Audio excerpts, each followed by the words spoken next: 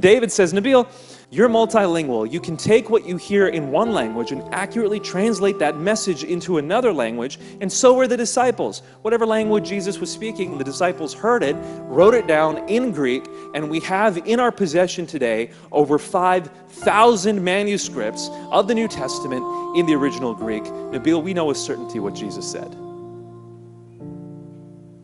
I said, David, I think you're making this up.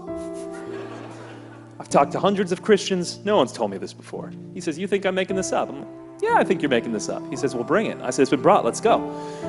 And so for the rest of the night, I just challenge him, argument after argument. I'm like, what do you mean Jesus died for the sins of mankind? How does one man's death pay for everybody's sins? What do you mean that God is a Trinity? How can three be one? What do you mean? And I would just challenge him on all these basic principles of Christianity. And for the first time, someone had thought about it and was actually giving me responses that began to make sense. Okay, so as a Muslim, I had believed that the Bible was corrupt, that you can't trust it. It had been changed over time. And as I started discussing these matters with David, I realized there's a lot of things here. There's the issue of textual integrity. Has the Bible remained the same since it was written?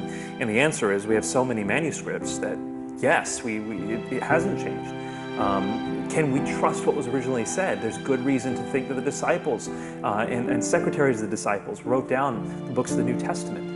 So we have eyewitness accounts. Exactly. First century, or soon after the facts. Right. Yeah. Historical reliability. Yes. Do the things the Bible say, does that reflect historical records? And the answer is yes. Time and time again we see, for example, in Luke's gospel, things being confirmed historically through other means that were stated through the Bible. Yes, yeah.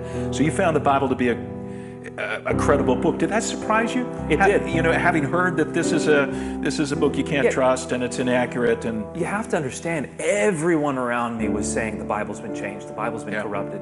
And when I'm investigating it for myself, I'm thinking, where are they getting this from? Why are they coming away with these conclusions? And so that begins to open my mind to think maybe there's other things I didn't quite understand. Sure.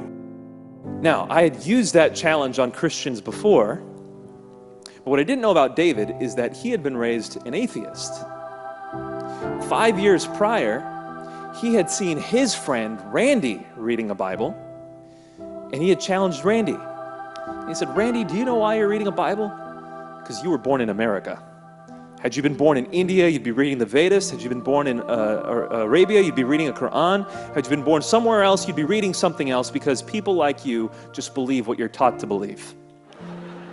Randy systematically dismantles David's arguments. He starts explaining to him why the scriptures are reliable, why he trusts in the gospel, starts giving him evidence for his faith. Over the course of the year, David slowly begins to realize that the Christian message is true. And then he spends the next 4 years doing nothing but studying how to defend the gospel.